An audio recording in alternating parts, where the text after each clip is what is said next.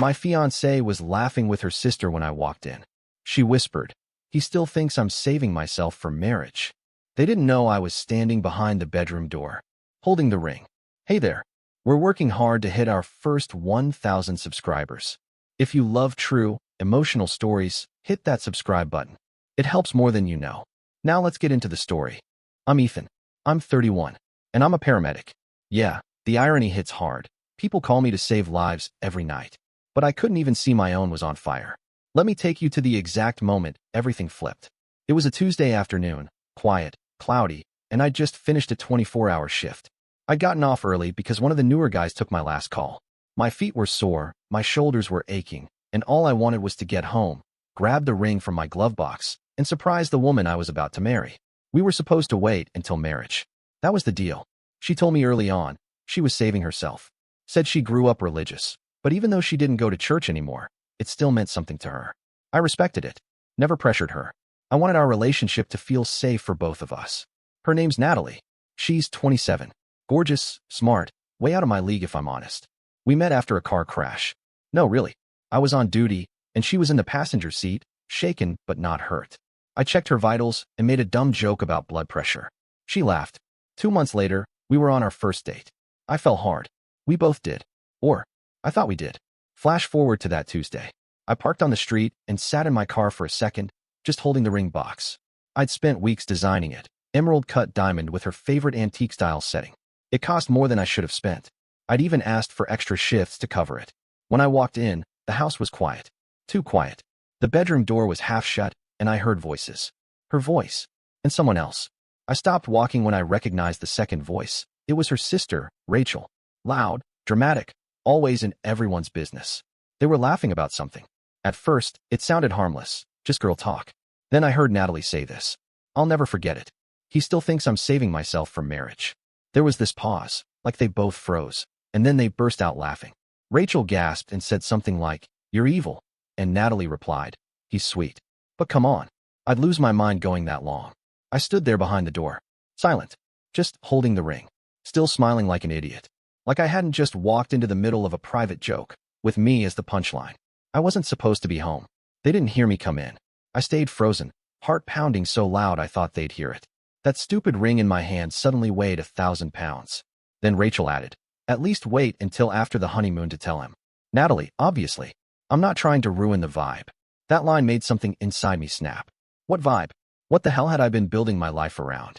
I quietly stepped back, walked into the hallway like I'd just arrived, and slammed the front door to announce my presence. They went dead silent. Seconds later, Natalie came out smiling, makeup half done, in a robe. She kissed me on the cheek and asked how work was. I smiled back, told her I was exhausted, said I was going to shower. She didn't notice my hand was clenched, or that my eyes weren't meeting hers. I locked the bathroom door and sat on the edge of the tub, trying not to pass out. Not from grief, from the sheer whiplash of it all. The betrayal didn't come with rage at first. It came with disbelief. Like, maybe I misunderstood? But I knew what I heard, word for word. And here's the thing. I've seen enough trauma on the job to know something most people don't. When things break, they rarely make a sound right away. Sometimes the worst injuries look fine at first. Sometimes people bleed on the inside. So I sat there, quiet, processing. Then I picked up my phone, opened her iPad. Yeah, the one she'd left in the laundry room charging, and synced the old backups. Something told me this wasn't just one lie. Something told me this wasn't just about me. And something else told me, if I played my cards right, I'd get answers. Not by confronting her. Not by begging for truth. No, I'd play along. I'd keep smiling. I'd walk her all the way to the altar if I had to. But I'd know. I'd know everything before we got there. And she'd never see it coming. You ever have that moment where you want to stop yourself?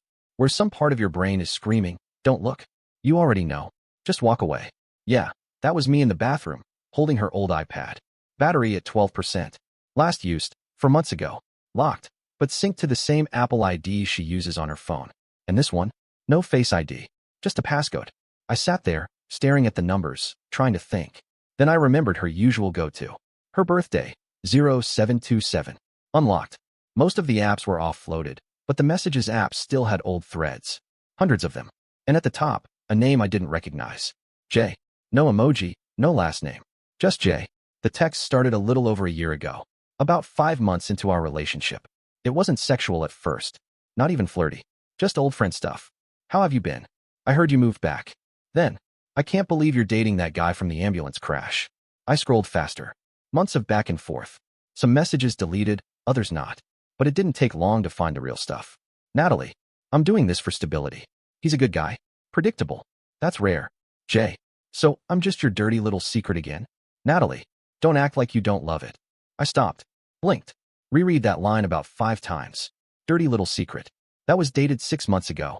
Meaning while I was helping her mom move apartments. While I was working night shifts and skipping weekends off so we could build a future, she was still sleeping with this guy.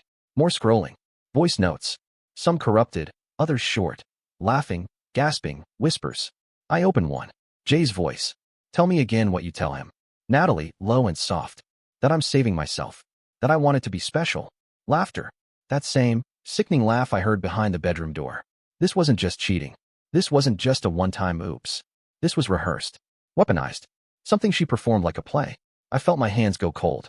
Like my body didn't belong to me anymore. Still, I kept going. There was one photo, just one, of her and Jay in a hotel room. She was in a bathrobe. He was shirtless. Caption. Hope the Boy Scout doesn't notice the scratch. And then I made the worst mistake of all. I checked the deleted folder. See, Natalie was smart. She deleted messages. But she forgot iOS keeps deleted media for 30 days unless you manually wipe it. And what I found there made me genuinely sick. Videos. 3 short ones, a few seconds each. One of them, I won't describe, but I recognized the hotel curtains in the background. They matched the weekend getaway I had surprised her with 3 months ago. I paid for that hotel room. I thought she was spending a spa day while I booked a sunset dinner. Turns out Jay was there the night before me. She even texted me the morning after. Can't wait to see you, babe. This place is perfect. It was. For her lies. I closed the iPad and sat there in silence. Everything inside me was screaming to storm out. To grab her phone. To scream. Demand answers. Expose her. But then I remembered the group chat. That last thing Rachel said. At least wait until after the honeymoon to tell him. That meant they were planning something. Like it wasn't over. Like the performance was still ongoing. So I made a decision. I wouldn't say a word. I'd let her dig deeper. Let her think she had me wrapped around her finger. But I'd start digging too. Not just in her phone. Not just in the iPad. In the places she thought I'd never look. Her laptop. Her photo backups. That old Dropbox account she once mentioned but never used, except she did. I checked it. It was still active. And what I found next? Let's just say, Natalie wasn't the only one performing. She had backup dancers. You know that pit in your stomach when you realize something's bigger than you thought? Like when you find mold under the carpet and then realize it's spread through the walls. That's what it felt like when I opened her Dropbox. The folder was labeled Archive. Tucked inside, documents, receipts, old selfies, and something called wedding_plans_shared. Inside that folder were Word docs, Pinterest screenshots, and screen recordings. That's what caught me off guard. Not just screenshots, screen recordings of text conversations, voice notes, Instagram DMs. Why would someone save those? One of them was labeled Group Chat LOL.mov. I pressed play. It was a screen recording of Natalie's phone, scrolling through a group chat titled, He Still Thinks Ring. For people, Natalie, her sister Rachel, her friend Mads, and someone named Sid. They were laughing at me. Literally. Every message was a joke at my expense. Rachel. He made another candlelit dinner. I swear he's a Pinterest boyfriend. Mads. Did he cry again during your parents' slideshow? Skull. Natalie. He says it's emotional. I say it's manipulation by hummus. Sid. Girl. You better cash in before the honeymoon. Cry and say you're scared. He'll hand you his bank pin. And then this one. This one made my jaw lock. Natalie. He's just a warm-up. My exit arc is going to be cinematic. Trust. Cinematic. That word stuck in my head like a splinter. I paused the video, rewound, watched again. They were planning something. It wasn't just jokes anymore. There were dates, emojis, references to drop day. Then Rachel said it. Part 2 of the proposal video is gonna pop off after the reveal. We'll go viral. Wait, part 2? I jumped back to the Dropbox folder. In a subfolder titled Wedding_Socials, I found a raw video file. It was a side-angle shot of my proposal from last year. One I'd never seen. Rachel had filmed it from behind a tree. Not on her phone. On a DSLR camera. Which meant it wasn't for memories. It was staged. They had captions pre-written. Edits mocked up. Even the music was picked. That trendy acoustic cover of Can't Help Falling in Love. It was ready for upload, just waiting on the twist. I scrolled further down the group chat recording. Natalie said, "First I'll post the honeymoon recap. Then the truth drop. Gonna do it like a journal entry. Trust, everyone will side with me." Sid replied, "Let him play his role. His heartbreak is your ticket. Let that sink in." My heartbreak was their content plan. They weren't just cheating. They were building a storyline. They had reels, templates, fake diary audio drafts. A post called "How I Got Out of a Picture-Perfect Lie." I hadn't even done anything.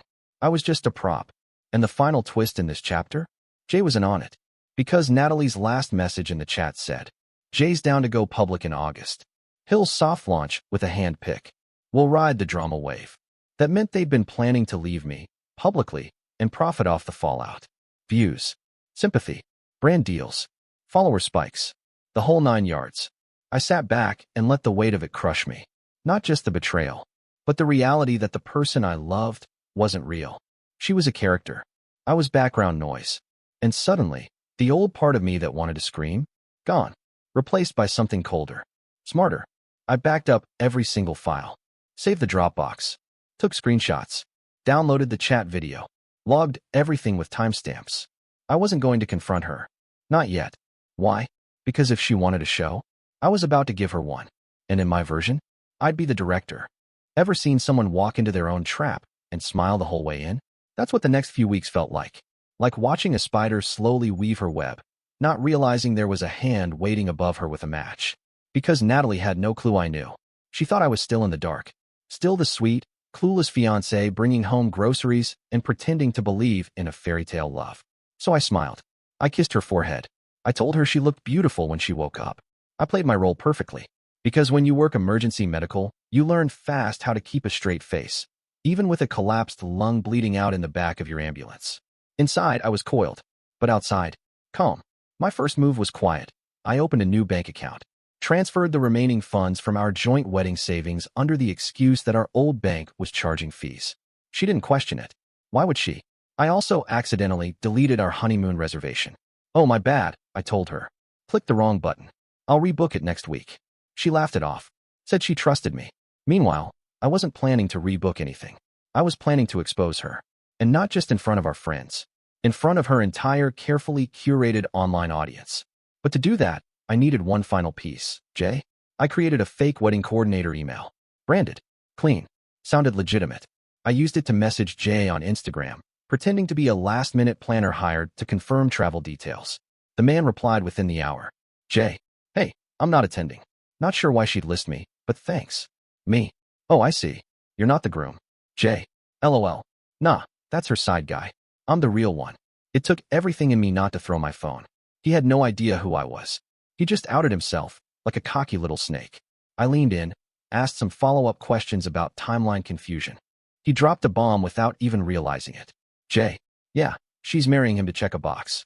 Says he's a rescue dog. Loyal, clean, good credit." A rescue dog. I wasn't even a person to them. I was a phase. A joke. A utility. But that's when I realized something. Jay thought he won. He didn't know she was planning to humiliate him, too. Because in that group chat, Natalie said, "After the wedding, I'll leak the truth, but keep Jay quiet for now. He's too unstable." So yeah, he was next on her chopping block. Just didn't know it yet. Good. Let them both sink. The final step? I bought 3 tiny, discreet recording devices. Those little audio pins people clip to collars or tuck in plants. I hid them in 3 places. Under her desk lamp. In the closet light fixture. Inside a fake book on our shelf. Overkill? Maybe.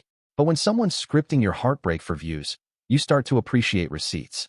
And man, the recordings I got, they were gold. Rachel came over one night. They drank wine. Talked like I wasn't even real. Natalie. He's so proud of the ring. I almost feel bad. Rachel. At least you'll get good wedding pics before you dump him. Natalie. Right? I'll drop the "I'm not happy" speech. Cry a little. He'll probably blame himself. Rachel. God, you're such a villain. I love it. They laughed for 4 straight minutes. And I sat in the next room, wearing noise-canceling headphones, recording every second. That was the night I finalized my plan. I wasn't just going to walk away. I wasn't just going to cancel the wedding. I was going to let it happen. Let her smile for the camera. Let her post her perfect photos. Let the room fill with everyone she'd lied to. And then, I'd show them exactly who she was. The thing about revenge is, if you're going to do it right, you need patience. And I had plenty. The night before the wedding, Natalie was glowing. She FaceTimed her cousin, showing off her nails, her dress, the custom champagne cart I paid for. I watched her from the kitchen as she spun around, laughing. Tomorrow's gonna be perfect, she said. She had no idea. The venue was a historic home just outside the city. Garden courtyard, arched brick windows, white roses everywhere. She picked it. I paid for it. I even arranged the catering through a friend so I could pull a few last-minute favors, like a microphone upgrade and a separate Wi-Fi network only I knew about. That morning, I got dressed slowly, tied my tie, checked my pocket, ring inside. Not the original one. That one was in the trash weeks ago. This was a fake I bought online for $30. Looked good enough for pictures. Natalie didn't notice. She barely looked at me when we met at the altar. She was too busy scanning the crowd, probably imagining the comments under her first married life post. The ceremony began. Her sister Rachel stood proudly as maid of honor. Our families watched from decorated white chairs. A light breeze picked up just as the officiant welcomed everyone. I held Natalie's hands and smiled. She squeezed mine and mouthed, "You ready?" I nodded. I was ready. When the officiant got to the part, "If anyone here objects," he paused, just like we rehearsed. A long silence. One heartbeat. Two. And I raised my hand. Everyone gasped. Rachel's jaw dropped. Natalie laughed nervously. "He's kidding," she said. I turned to the guests, calm as ice. "Before I marry this woman, I want to share something. Just a short audio clip." The DJ, another friend of mine in on the plan, gave me the nod. From the speakers hidden near the garden hedges, Natalie's voice echoed loud and clear. "He still thinks I'm saving myself for marriage." There were chuckles, then confusion. Another clip played. "Jay's down to go public in August. He'll soft launch with a hand pick." Then Rachel, "God, you're such a villain." "I love it." The laughter stopped. Her father stood up. Her mother's face turned white. Natalie looked like someone had slapped her.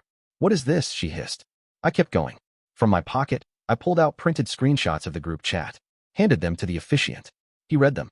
Eyes widened. Then he handed them to Natalie. "This is fake," she stammered. "You edited this." I stepped back. "Is the video edited, too?" I pointed to the projector screen behind us. And on cue, another friend pressed play. There it was, her fake proposal reaction footage taken by Rachel, labeled and time-stamped. Laughter in the background. Natalie whispering, "Make sure the ring's in the shot." People started walking out. Natalie chased after them. "Wait, please, this is out of context." But no one stayed. Even her bridesmaids backed away, phones buzzing in their clutches. They were already watching the Dropbox links I'd sent to every guest just 5 minutes before the ceremony. Screenshots. Voice clips. The whole show. Rachel tried to stop me as I walked past. "You ruined her life." I paused. "No, I just gave her the mic." And I left. Didn't even look back. I walked through the garden gate, past the fountain we were supposed to take photos by, got into my car, took off the tie, let the adrenaline drain from my chest like a punctured lung. And when my phone lit up, 48 missed calls. Most of them from Natalie. One voicemail from her dad. "You did the right thing, son. I'm sorry you had to do it like this." I didn't cry. I didn't scream.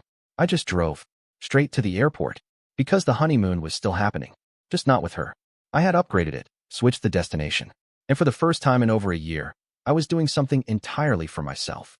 And trust me, the view was perfect. I landed in Iceland 2 days later. No wedding ring. No notifications turned on. No Natalie. Just me, a rental car, and a cabin overlooking the southern fjords. And silence. Real silence. Not the kind where someone's plotting behind your back, but the kind where the only thing you hear is wind through the trees and your own breath. I didn't tell anyone where I was. I let the dust settle on its own. Back home, it was chaos. I finally opened my messages 4 days in. Natalie, 67 missed calls. Rachel, 12 texts. Her mother, "Please explain. Natalie's not talking to anyone." Her father, "You did what I couldn't. I should have warned you." My best friend Caleb, "Bro, you are a legend." I saw the video. It's everywhere. That last one made me pause. I opened Instagram.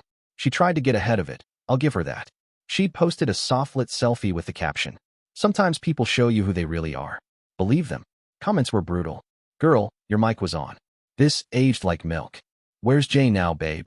Her TikTok? Disabled. Rachel's influencer page? Gone. Even Sid's profile was set to private. The reveal arc had exploded in their hands. I'd taken their viral moment and flipped it into a cautionary tale. But here's what really sealed it. Jay posted a now-deleted story the night of the wedding. Black screen. One line. "I'm not the backup. I'm the mistake." Apparently, after everything blew up, Natalie ran to him, only to get ghosted. He wasn't interested in being her plan B once the spotlight disappeared. Poetic. I got back a week later. Slipped into my apartment quietly. No one waiting. No drama. Just stacks of unopened wedding gifts I never bothered to return. 2 days later, I got the letter. It wasn't handwritten. Natalie had typed it. Cold. Clinical. She said I violated her privacy. That I manipulated the narrative. That I shattered her trust. No apology. No accountability. Just the kind of language someone uses when they're trying to build a case for sympathy. The last line. You ambushed me. You humiliated me. I hope it was worth it. I folded the letter in half. Tucked it into the back of a notebook. Not to reread. Just as a reminder. Because she was wrong. I didn't ambush her. She ambushed me a year ago. When she lied to my face. When she made plans to parade my heartbreak for views. When she called me a phase. A warm-up. A wallet. All I did was refuse to stay quiet. Was it worth it? Absolutely. Not for revenge. But because the moment I walked away from that altar, on my terms, I got my life back. No more pretending. No more stage smiles. No more wondering if the person lying beside me was someone else entirely when I closed my eyes. Now it's just me. And yeah, it's quieter. But it's real. And the next time I stand across from someone and promise forever, they won't be performing. And that's the story. If you're still here, that means you're one of us. So go ahead, hit that subscribe button. I drop new chaos every single day. And trust me, tomorrow's story, it's even worse than this one.